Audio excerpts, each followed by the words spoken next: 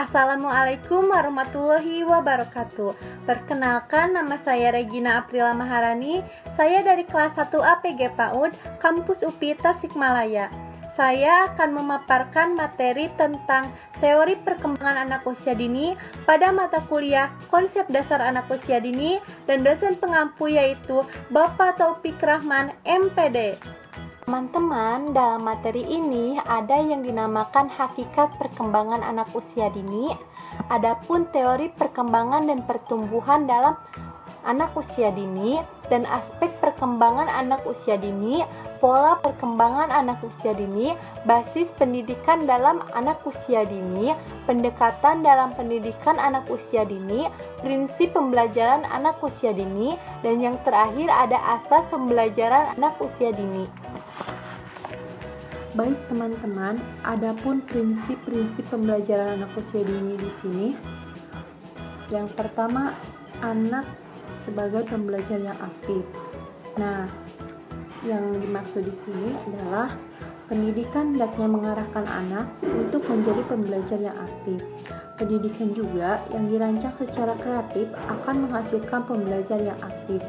Anak-anak pun akan terbiasa belajar dan mempelajari berbagai aspek pengetahuan, keterampilan, dan kemampuan melalui berbagai aktivitas mengamati, mencari, menemukan, mendiskusikan, menyimpulkan, dan mengemukakan sendiri berbagai hal yang ditemukan pada lingkungan sekitarnya.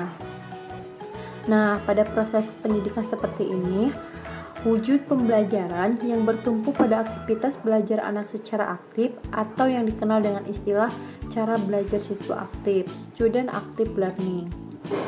Adapun maksud dari cara belajar siswa aktif di sini adalah salah satu bentuk pembelajaran yang diilhami oleh John Dewey, learning by doing, dan diteruskan oleh Kilpatrick dengan pengajaran proyeknya. Maka secara harfiah, proyek mempunyai makna, maksud, atau terencana. Dalam suatu kegiatan pengajaran, proyek dibicarakan antara guru dan murid secara bersama-sama dalam rangka memahami berbagai sendi-sendi dasar pengetahuan pada berbagai bidang pengembangannya. Adapun penyusunan suatu proyek pada dasarnya merencanakan suatu pemecahan masalah pada berbagai bidang studi yang memungkinkan murid melakukan berbagai bentuk kegiatan mempelajari, menyimpulkan, dan menyampaikan berbagai temuan yang dilakukan anak-anak dalam memahami berbagai pengetahuannya. Dengan demikian, bentuk pengajaran yang dilakukan guru dengan jalan menyajikan suatu bahan pengajaran yang memungkinkan murid mengolah sendiri untuk menguasai bahan pengajaran tersebut. Maka pengajaran proyek di sini sangat memberikan kesempatan pada anak untuk aktif, mau bekerja secara produktif, kreatif, dan menemukan berbagai pengetahuannya. Nah, teman-teman, kita pun sebagai manusia tidak dikendalikan oleh insting maupun dicetak oleh pengaruh lingkungan. Tetapi anak adalah seorang pengkonstruk, yaitu seorang penjelajah yang aktif, selalu ingin tahu, selalu menjawab tentang lingkungan sesuai interpretasi penafsirannya. Adapun ciri-ciri esensi yang ditampilkan lingkungan konstruk yaitu awal anak tergantung realitas, tergantung pada perkembangan kognitifnya. Dengan demikian, perkembangan kognitif anak ditentukan oleh bagaimana seorang anak menanggapi kajian-kajian yang ada dalam lingkungannya atau mungkin apa efek dari kajian-kajian tersebut terhadap perkembangan anak.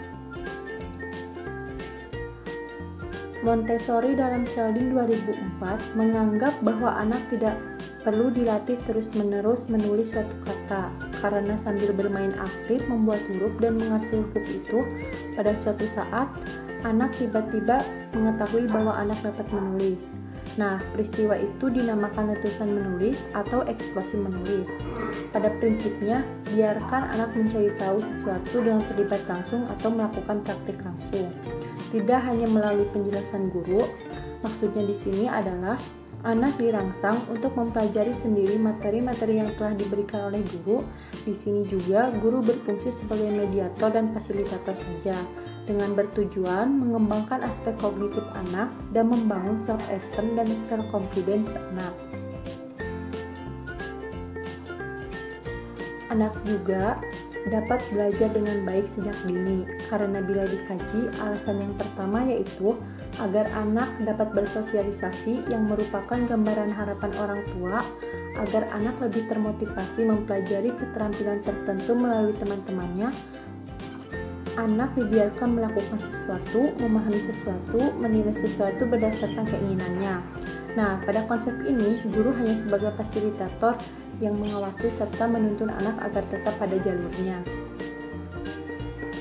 Metode yang diberikan kepada anak dalam bentuk pemecahan masalah dan penyampaian penemuan mereka. Pendidik hanya berfungsi sebagai pengawas dan mediator. Dengan demikian, anak dituntut untuk aktif dan bekerja produktif untuk menemukan pengetahuannya.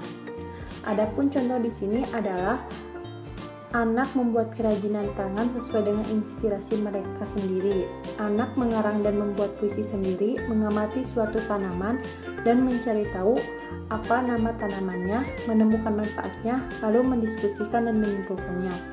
Atau juga membuat soal cerita penjumlahan, kemudian dijawab oleh temannya. Atau anak-anak di sekolah diajarkan untuk menyusun balok agar menjadi suatu bangunan sesuai dengan apa yang mereka inginkan. Nah, dalam permainan tersebut, anak dituntut aktif dan produktif agar bangunan mereka jadi seperti yang diinginkan.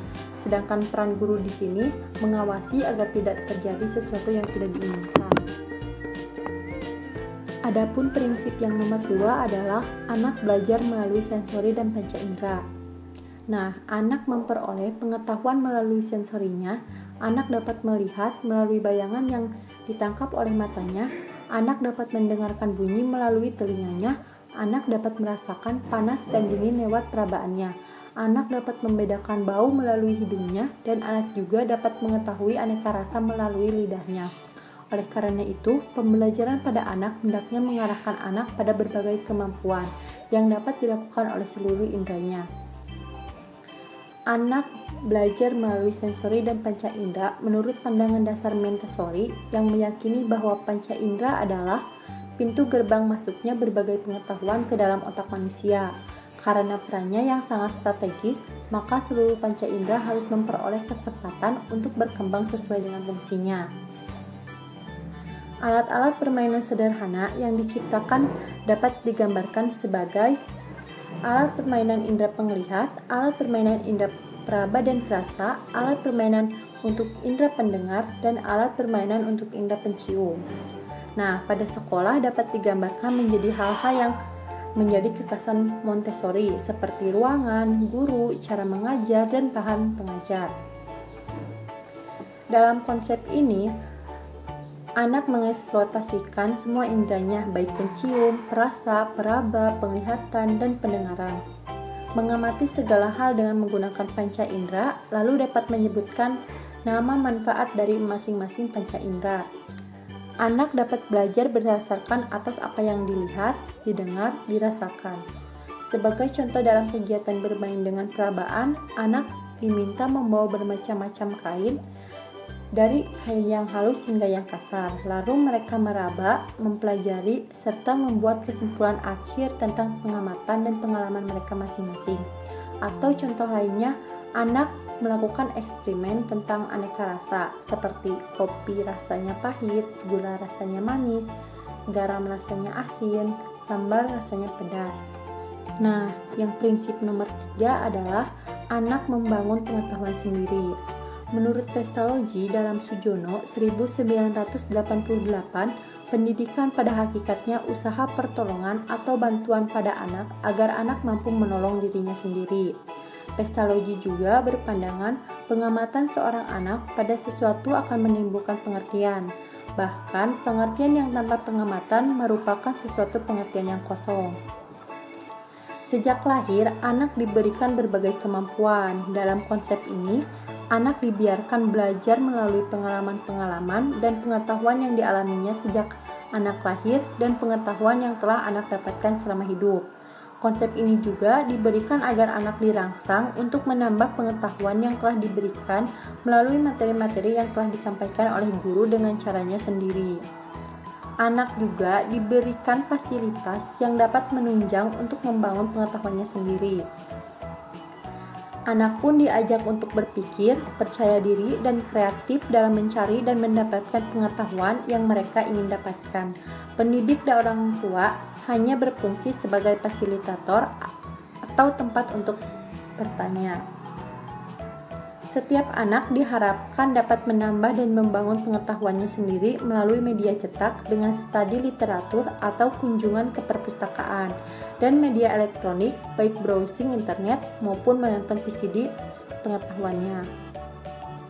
Nah, prinsip yang nomor 4, anak berpikir melalui benda konkret. Dalam konsep ini, harus diberikan pembelajaran dengan benda-benda yang nyata agar anak tidak menerawang atau bingung. Maksudnya, anak dirangsang untuk berpikir dengan metode pembelajaran yang menggunakan benda nyata sebagai contoh materi-materi pelajaran. Terciptanya pengalaman melalui benda nyata diharapkan anak lebih mengerti maksud dari materi-materi yang telah diajarkan oleh guru. Anak lebih mengingat sesuatu benda-benda yang dapat dilihat, dipegang lebih membekas, dan dapat diterima oleh otaknya dalam sensasi dan memori. Pada kegiatan ini, anak diharapkan dapat berpikir melalui benda konkret atau yang terdekat dengan anak secara langsung. Anak usia dini dapat menyerap pengalaman dengan mudah melalui benda-benda yang bersifat konkret. Oleh karena itu, sebaiknya menggunakan media yang nyata untuk memberikan pembelajaran terhadap anak. Sebagai contoh, apabila menjelaskan tentang benda-benda yang ada di dalam alam, lebih baik anak dibawa langsung ke lokasi agar dapat melihat, mengamati, dan menikmati keadaan alam tersebut, dan dapat melihat berbagai bentuk daun, pohon, buah-buahan, atau hewan-hewanan.